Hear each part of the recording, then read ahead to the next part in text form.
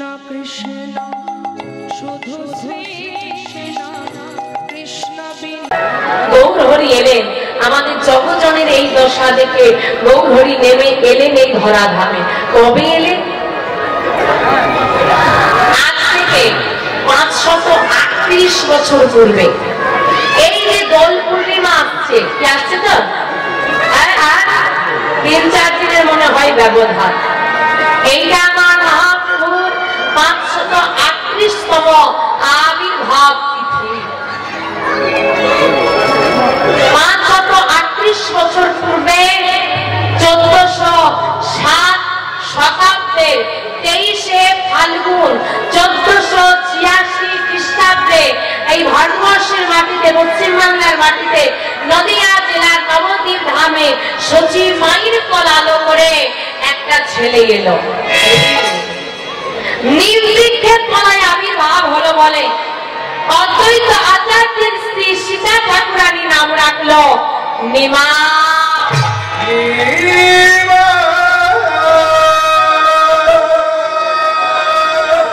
আমাদের জগৎজীবকে শিক্ষা দেওয়ার জন্য তো মহাপ্রভু এসেছিলেন। তাই বলছে ওরে কলিজি চৈতন্য কথা শোনো। কি কথা শোনো? চৈতন্যকে, চৈতন্যকে যার কথা আস্বাদন করলে, আস্বাদন মানে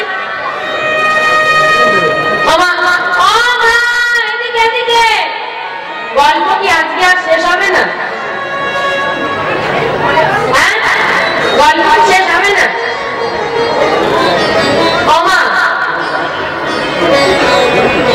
যদি কীর্তন শেষে আমি কমিটির বাবাদেরকে বলে দেব, এই যে এইদিকে কীর্তন শেষে কমিটির বাবাদেরকে বলে দেব কেউ বাড়ি যাবে না, 8 ঘন্টা সময় দেবেন, একটু সবাই এখানে বসবে, আমি চলে যাওয়ার পর 8 ঘন্টা গল্প করব, তারপর সব বাড়ি যাবে। হ্যাঁ ঠাকুমার ঝুলি খুলবে, মজার গল্প বলবে, বলে দাদুর ঝুলি খোলে না, দেখো বাবারা সব চুপচাপ বসে। আর ঠাকুমার ঝুলি যদি একবার খুলে দেয় ওর বন্ধ হওয়ার নাম ধরে।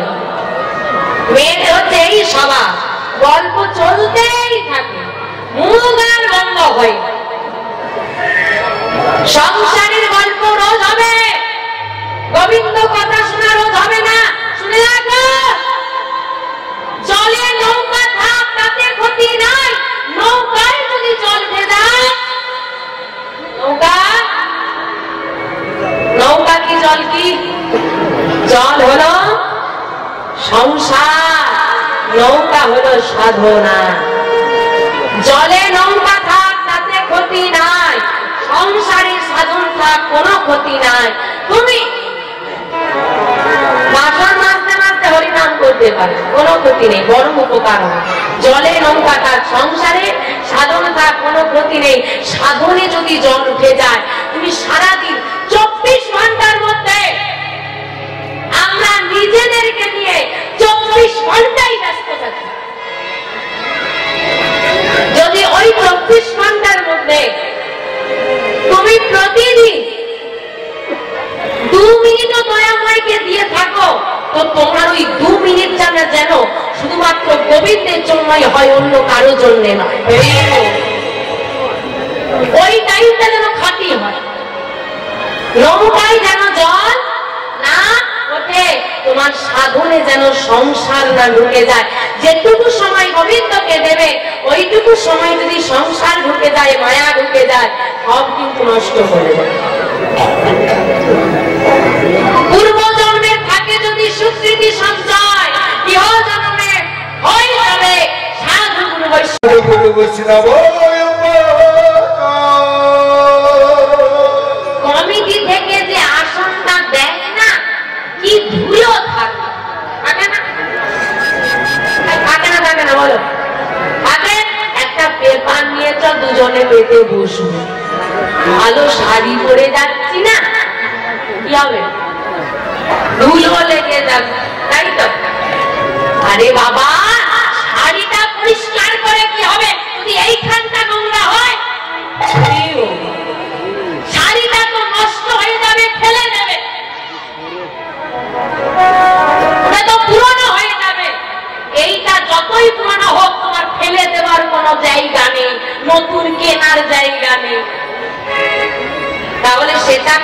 পরিষ্কার। জানো যে ধুলোটা তুমি বসে আছো, বলতে যদি পূর্ব জন্মে সুকৃতি করে থাকো না তবে এমন সাধু সঙ্গ ঘটে, না হলে ঘটে না। অনেক মানুষ আছে গো, সবাই এসে হরিবাসরে বসতে পারে না। আমি বসেছি, তার মানে পূর্ব জন্মের কোন সুকৃতি আমি করেছি না। এই ধুলাটা মাখার জন্য কৃষ্ণ রাজার ছেলে থেকে হয়ে গেল মহাপ্রভু ভিখারি, ভগবান থেকে নেমে এলো ভক্ততে, শুধু এই ধুলাটা মাখার জন্য। আর তুমি সেখান থেকে দূরে চলে যাচ্ছ। মায়েদের চরণে নিবেদন, গল্প করার জন্য অনেক সময় পাবে, গোবিন্দ কথা শোনার জন্য সময় পাবে না। দিদি গো, কালকে তোমার দাদার শরীরটা ভালো ছিল না গো, অফিসে গিয়েছিল, ফিরতে বৃষ্টিতে ভিজে গিয়ে জ্বর হয়ে, তাই কীর্তন শুনতে যেতে পারেনি। কীর্তনিয়া কি লীলা গাইতে গো, আরে গল্প করবে তো বুঝবে কি করে, শুনবে কি করে, দোষ কীর্তনিয়া বোঝা গেল? হরি বল হরি বল। তাহলে মা কে চৈতন্য? যার কথা আস্বাদন করলে, আস্বাদন মানে আস্বাদন মানে নববিধা ভক্তি বিধান অনুযায়ী ভক্তি নটা: শ্রবণম কীর্তনম বিষ্ণু শরণম পদসেবম অর্চনম বন্দনম দাস্য সক্ষ আত্মনিবেদন। এই যে নববিধা ভক্তি, তার প্রথমঙ্গ শ্রবণ, তাকেই বলা হচ্ছে শ্রবণ মানে গানে শোনা। বলছে যার কথা আস্বাদন করলে জীবের চেতনা জাগ্রত হয় তিনি হলেন চৈতন্য। তাহলে আমরা অচেতন? হ্যাঁ অচেতন। নিজে আচরি ধর্ম জীবের শেখায়, তাই বলছে চৈতন্য কথা শোন। এইসব আমরা কীর্তনিয়া, আমি আমার কথাই বলি, অন্যদের কথা ছিল আমার অনেক নিজেরা করি না, একদম করি না বলবো না, কিন্তু সবটাও সম্ভব হয়ে ওঠে না। দিনের পর দিন বাইরে কাটানো সবটাও সম্ভব হয়ে ওঠে, কিন্তু আমার মহাপ্রভু তা নয়। নিজে আচরি ধর্ম, তিনি শুধু জ্ঞান আর শিক্ষা দিয়ে যাননি, নিজে আচরণ করে দেখিয়ে গেছে। আরে তিনি জগৎ গুরু, পুরো জগতের তিনি গুরু, তার গুরুর কি দরকার? আমি যদি গুরুচরণ আশ্রয় না করি জগৎ শিখবে না, আমিও গুরুচরণ আশ্রয় করি। আরে রাধা রানী গোবিন্দকে বলছে, হে গোবিন্দ তোমার দেহটা কত কোমল, এই যে গোবিন্দ দাঁড়িয়ে আছে দেখো, এমনি দেখছি না। হ্যাঁ গো, তুলসী পাতা কি খুব কঠিন, কত কোমল হয় না? বলে ওই তুলসী পত্র গোবিন্দের চরণে দিতে গিয়ে রাধারানীর হাতটা কাঁপতো কেন না, গোবিন্দের দেহটা বড় কোমল, তুলসী পত্রটা যদি আঘাত লেগে যায়। আর সেই দেহ নিয়ে প্রভু তুমি ওই ধুলায় গড়াগড়ি দেবে, তোমার আঘাত লাগবে না? বলে ওগো রাধে, আমি যদি ধুলায় গড়াগড়ি না দিই, এই ধুলা কি জগৎবাসী মাগবে? তুমি তো জগতের মালিক, তুমি ভিখারি কেন হবে? আমি যদি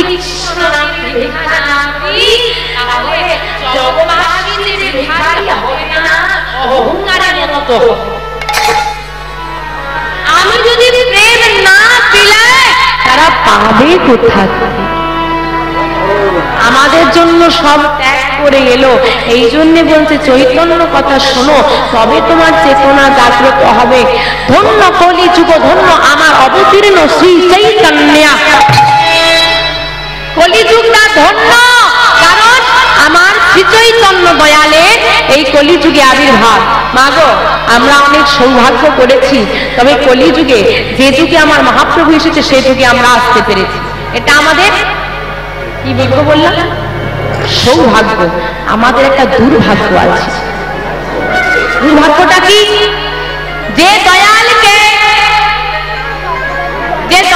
আমরা পেলাম ধরে রাখতে পারলাম না। মহাপ্রভু লীলা করেছিল মাত্র কত বছর? 48 বছর মাত্র।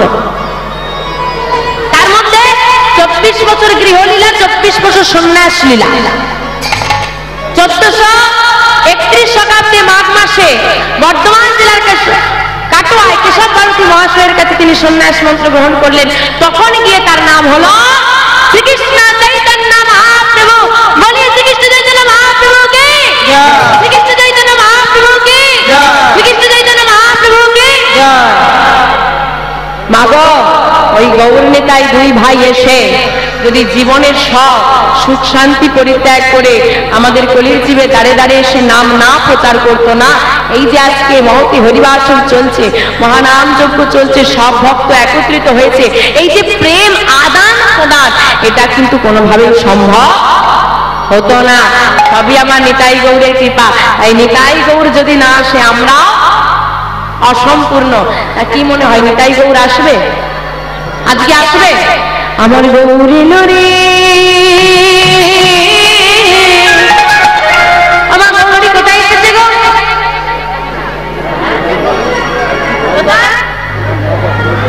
সোনার নদিয়া, নদিয়া কারা কারা গেছে একটু হাত তোলো। কবে সোনা এনেছো? সোনার নদিয়ায় তো সোনা পাওয়া যাবে। সোনা আনি? সোনা গৌরহরির গায়ের বর্ণটা ছিল, বর্ণ মানে রং, কাঁচা সোনার মতো, এই জন্য সোনার গৌর বলা হতো। আর সোনার গৌর এসেছে বলে সোনার নদিয়া। কোন নদিয়া?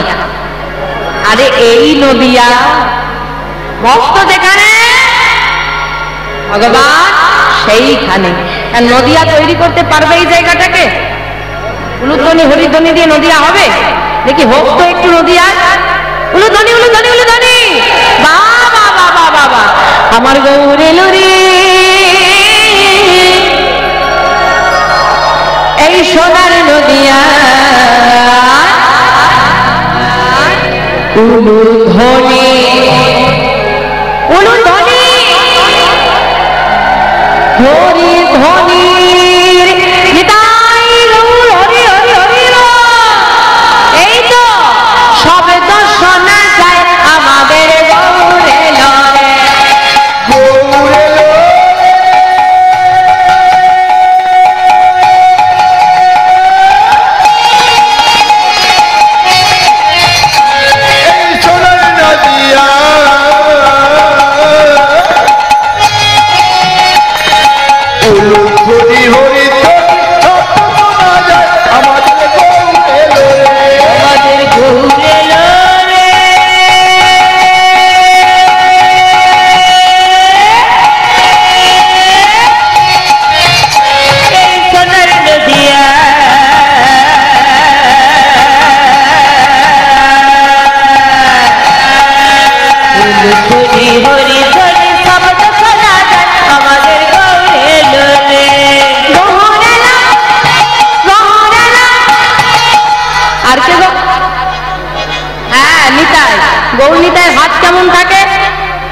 তোমাদের কেমন আছে?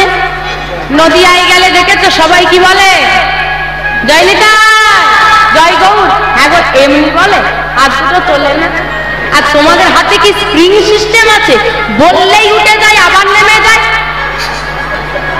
আর এই দিকের মায়েরা খুব বড় লোক বাড়ি, বুঝে গিয়েছি, হাতে সব সোনা দানা পড়ে এসেছে, বার করলেই আজ রাতে চোর করবে, এই জন্য আর বার করে। তাই তো? হাত আছে না নেই গো?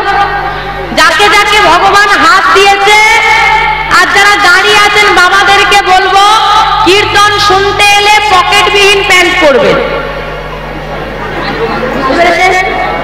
সব জায়গায় হাত বাইরে, আর যখনই হরিনাম হবে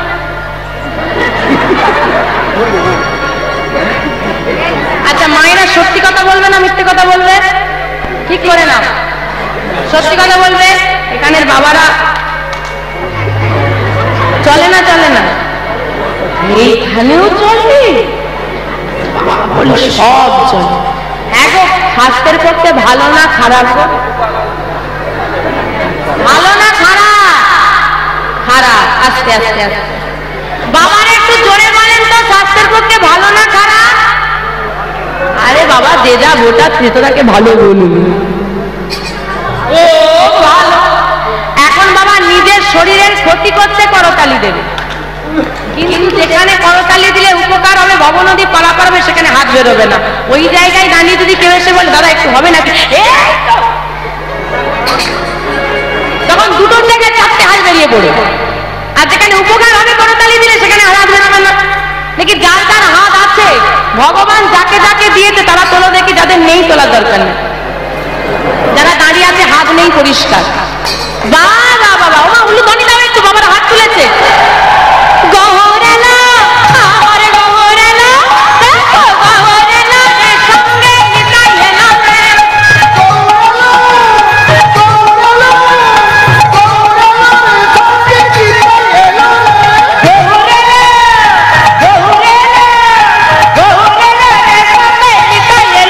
আমাদের গহরেলা রে সোনার নদিয়া, হরে হরে আমাদের গহরেলা রে।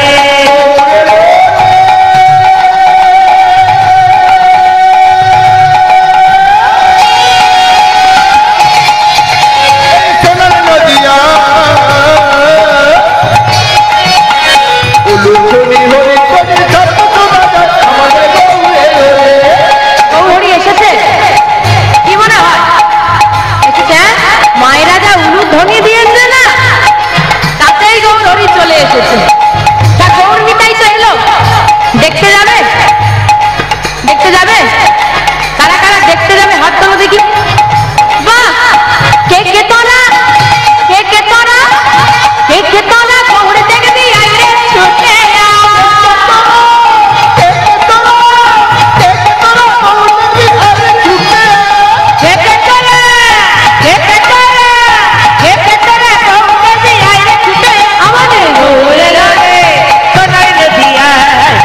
হরি হরি হরি শব্দ শোনা যায় আমাদের গৌরেলো রে।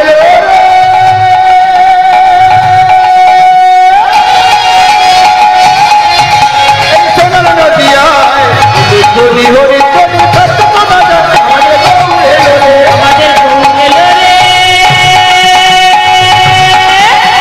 সোনার নদিয়ায় উলুধ্বনি হরি হরি শব্দ শোনা যায় আমাদের গৌরেলো রে। শান্তিপুর শান্তিপুর শান্তিপুর টুবু টুবু নদে ভেসে যায়। শান্তিপুর শান্তিপুর ডুবু ডুবু নদে ভেসে যায়। শান্তিপুর শান্তিপুর শান্তিপুর টুবু টুবু নদে ভেসে যায় আমাদের গৌরেলো রে। সোনার নদিয়ায় উলুধ্বনি হরি হরি হরি সোনার নদিয়ায় উলুধ্বনি হরি হরি সত্য বাজায় আমাদের গৌরেলো রে। আমাদের নিতাই এলো রে, আমাদের নিতাই এলো রে, আমাদের নিতাই এলো রে। এলো রে।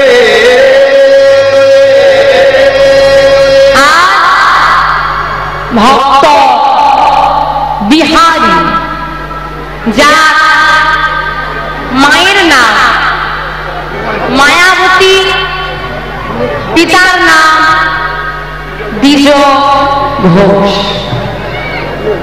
ফসলটা কিরকম হয়েছে সেটা জানার আগে জানতে হবে মাটিটা কতটা ভালো ছিল। কারণ বাবা ফসল হয় মাটির গুণে। বীজ যত ভালোই হোক না কেন, মাটিতে যদি বিষ মিশে থাকে, যত ভালোই বীজ দাও ফসল কিন্তু তুমি ফলাতে ভালো পারবে না। মা টি মা টি আমার গর্ভে ধারিণী মাটি যদি ভালো হয়, সকল সন্তান ভালো হবে। তাই ভুলে গেলে চলবে না। বীজ বীজ বলতে কাকে বোঝাচ্ছে মা? মাটি মানে মা, বীজ মানে বাবা বা পিতা। ভুলে গেলে চলবে না। হিরণ্যকশিপু ছিলেন অসুর, কিন্তু ভক্ত প্রহ্লাদ জগৎ জোড়া তার নাম। কেন না মাতা কয়াধু দেবী ছিলেন ভক্তিমতী। তাই মাটিটাকে ভালো হতে হবে। আরে বাবা এখন সব মাটির উর্বরতা কমে যাচ্ছে, সার দিয়ে দিয়ে না মাটির উর্বরতা কমে যাচ্ছে, মানে বুঝতে পারছো? আরে বাবা ওই মাটি নয়, কোন মাটি বলো তো? এই মাটি, মা মাটি। এখন সারটা হচ্ছে যুগের হাওয়া। সার দিয়ে দিয়ে যেমন মাটির উর্বরতা কমে যায়, এখন যুগের হাওয়া লেগে লেগে মাগুলো সব মাম্মি হওয়ার জন্য যা ছোটাছুটি লাগিয়েছে রে বাবা। হ্যাঁ বলে ওগো শাখা আবার কেউ পড়ে না, কত সুন্দর সুন্দর চুড়ি বেরিয়েছে, সিঁদুর করে আবার চাপা দিয়ে দেয়, দেখলে দামটা কমে যাবে।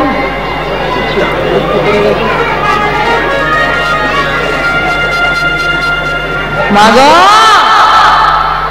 আজ করলে না, একদিন পড়ার ইচ্ছে থাকলেও আর সুযোগ পাবে না, কারণ এটা তোমার ইচ্ছার বস্তু নয়। টিকলে সারা জীবন, না টিকলে দুদিনও নয়। সেই দিনটা ভাববে কেন যেদিন সময় ছিল সেদিন করলাম। তো জানতে হবে বাবা মা মায়াবতী কেমন, মায়াবতী মায়ের জীবনটা কেমন। এ জগতে যারা মায়ের ভক্ত, কালী মায়ের ভক্ত, যারা শিবের ভক্ত, তাদের পার আছে বাবা। যারা একবার আমার গৌর গোবিন্দকে ভালোবেসে ফেলে, জগতে তাদের কষ্টের কোনো সীমা থাকে না। ভগবান সোনার মধ্যে যেমন খাদ থাকলে তাকে আগুনে পুড়িয়ে পুড়িয়ে খাঁটি করা হয়, ভক্তের মধ্যেও যদি গোবিন্দ খাদ তাকে পুড়িয়ে পুড়িয়ে পরীক্ষার আগুনের তাপ দিয়ে দিয়ে ভগবান তাকেও খাঁটি করে। মায়াবতী মা ছোটবেলায় বাবা মা হারা, বাবা মা নেই, মারা গেল। এ জগতে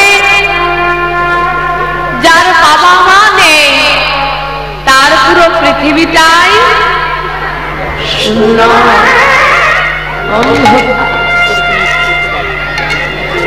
ছোটবেলায় বাবা মা ওরা মায়াবতী মা প্রতিদিন যে রাধা মাধবকে সেবা দিত, তাকে বুকে জড়িয়ে ধরে বাঁচতে, খিদে পেলে পাশের কোনো মাকে গিয়ে বলে খেতে দেবে মা, ও মা খুব খিদে পেয়েছে। জন্ম নিতে না নিতে, কিছু বছর যেতে না যেতে বাবা মাকে খেলি, এখন আমার ঘরে এসেছিস কাকে খাবি বলে দূর হয়ে যা।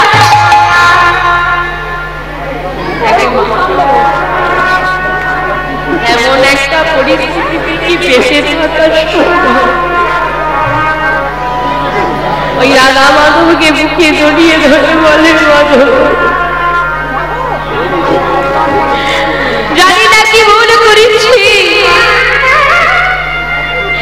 এমন জীবন তো থাকার থেকে না থাকা।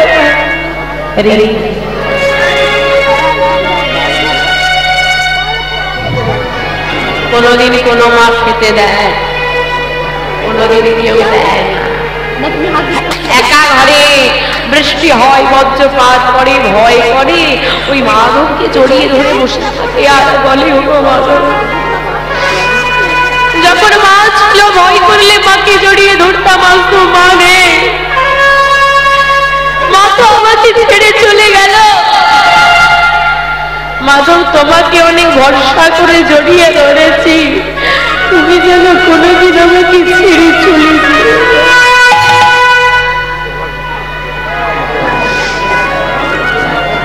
দেখতে দেখতে মায়াবতী একটু বড় হলো।